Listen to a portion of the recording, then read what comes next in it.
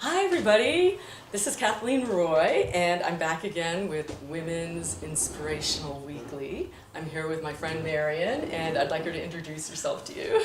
Hi guys, my name is Marian. Adewunmi, Yesufu. Great. And I'm so happy to be with you guys. So happy you're here too! She has the best name, doesn't she? I love my name. Yes. I met Marian when I was doing some drop-ins at the UCB, which is Upright Citizens Brigade, for those of you who don't know about it. And I would just like you to hear a little bit about what brought Marian to LA and where she's from originally. Well, I am originally from Nigeria. I am Yoruba. That's a language and also a people. My mother's family is from Abeokuta and my father's family is from the Ijesha land. And we came here because of my parents. My parents really believed that as girls we could have an opportunity.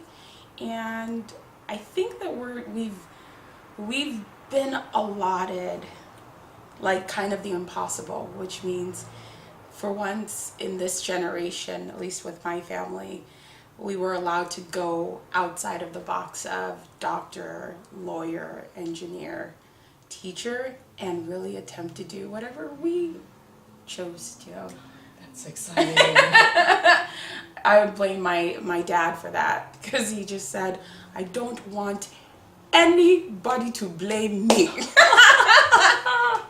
for any choices they make. And so that kind of allowed us to just go, okay, just all right, bring it on, life. That's exciting. Yeah. Wow, so tell us a little bit about what it is you do. I know you are an actress and comedian. Yeah. Right? Yeah. You'd like to tell us a little bit about your focus. Yeah, I am a comedian and I am a writer, and it started off with comedy, and what I noticed is that I didn't want to play the baby mama, hoe number one, prostitute number two, shake your head girlfriend number 2, 3, and 4. And so I was like, well, I have to be able to be in command of the words that come out of my mouth on screen. So I'm gonna have to pick up a pen and write. And so that's how writer was added to that comedian dash name status thing. Yeah. That's exciting. And I understand you also sponsor your own show. Yeah, I when I came here, I recognized that there are a lot of people choosing to produce their own thing.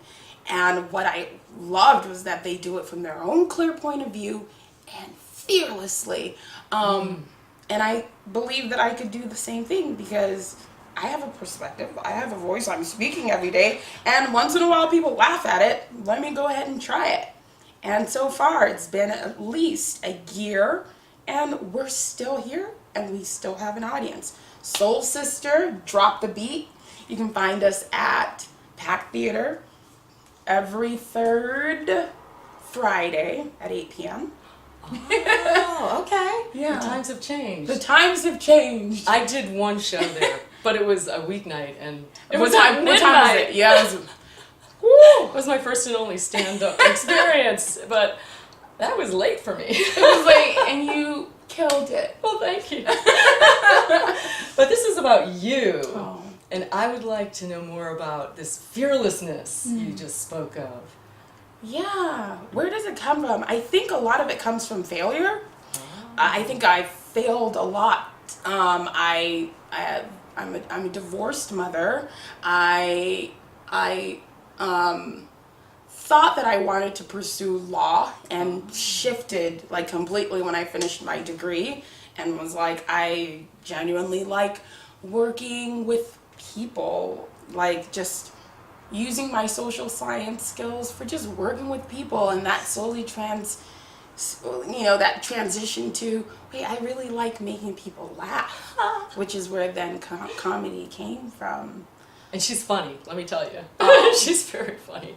I love the improv you do. Yes, Cornbread Kitchen. That's the improv team that you can find me rolling in the dirt of improv land with. It's great. Yeah. Okay, Does so that answer that? yeah. Now, single parent, basically, right? Yeah. Yeah. I think that once I realized that, oh wow, especially when you're a single mom, I think that the world kind of puts a scarlet letter on you, and then you're like kind of forced to like monk it out for the rest of your life, like not really being seen in a lot of ways, and you're to just do until you're done doing, you know? And I mean, that's never been who I am. From when I probably came out of the womb, I was maybe like 60 pounds, like overweight, at what, 1.5, but I was a preemie. So what does that mean? It sounds crazy, right? But like, let's say if I was a preemie, born at 7 months, but then by 1.5, I was overweight. What does that tell you? I try and overcompensate.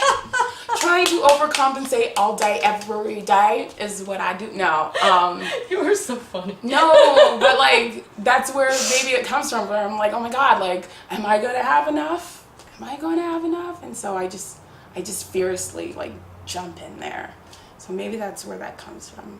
I don't know. But you haven't let it stop you having a child, and you have a sister that lives with you. I have a sister who has a learning disability, and she is someone that lives with me, and it's hard, and I don't do that well at all. Like, if you guys saw me, you'd just be like, man, in my house, it's like, wait, she's so funny on stage, but like at life, she is so whack. No way. I feel like, if you spoke to my son and my sister, my fiance, they would all have, like, in the confessional booth, they would all have so much tea to spill. They're just like, yeah, Marian's funny, but she's a dictator when the plates need to be washed. I have to be. It's real. I Plates know. have I to be know. washed. I know. I was a single mom. I still am, I guess. But my daughters are grown. They're of age now. Yeah, but there's still Things you have to do. You gotta lay down the law. Yeah. It's so unfortunate, but How necessary. old is you have a son?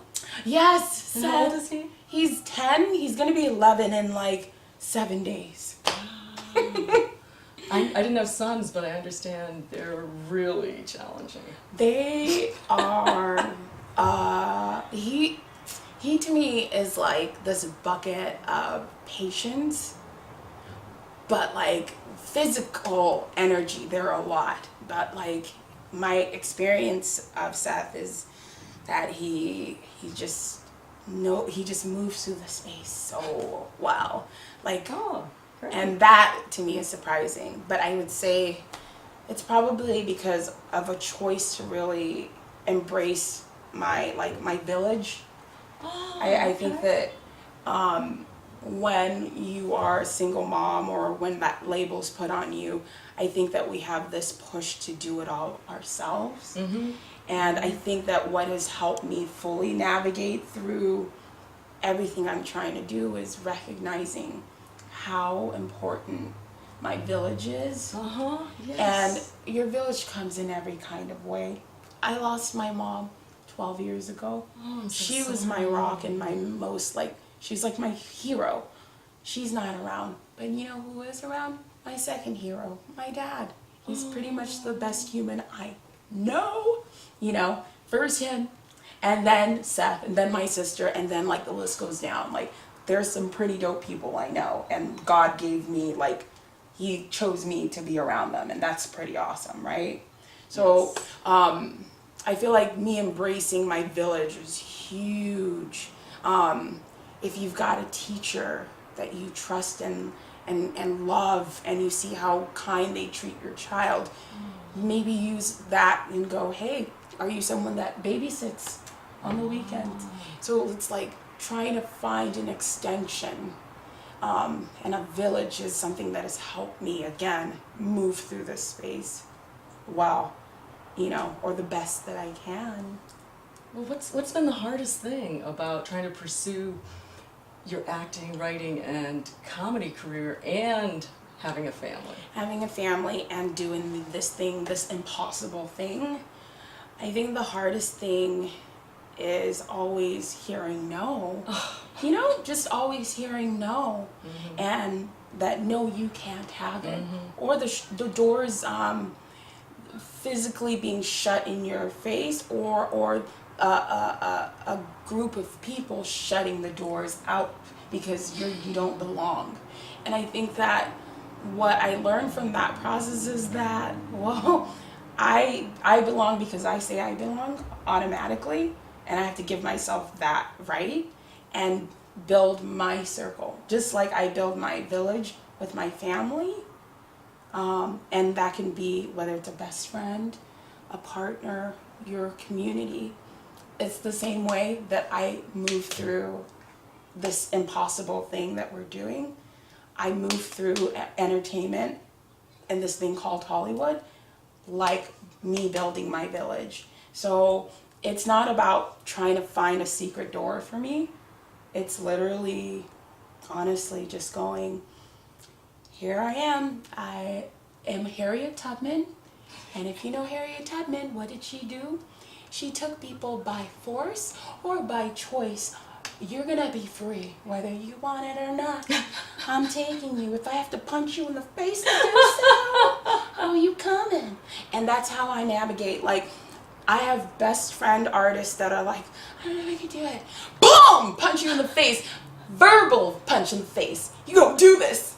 Coming with me. I punch myself in the verbal face all the time. Like, there's a lot of verbal punching in the face that needs to happen in order for this, that, you know what I'm saying? Like, hey, we're collecting a community and a clan, and we're gonna get through this together. There's no secret door. All there is hard work and us building our freaking community until our brand is solid, is what I think. I don't know what everyone else is doing, but that's how I'm choosing to move through it. Yeah. I love that. You know, I really actually got chill bumps listening to you talk about surrounding yourself with this circle of people and relying on their positive energy and not taking no for an answer and continuing to knock down the doors. Yeah. And I think as women, we need to do that. We need to bond together and find supportive people. And I'm just so glad you could be here today, Marian. Really, you're a force. Oh. Don't you think so? She's a force. Thank you for inviting me and letting me share your space. Thank you for being here. I feel inspired just talking to her for a couple of minutes. Thank you so much. Oh, you're welcome, my dear. You are great. Thank you. So tune in, everybody, Yes. for more.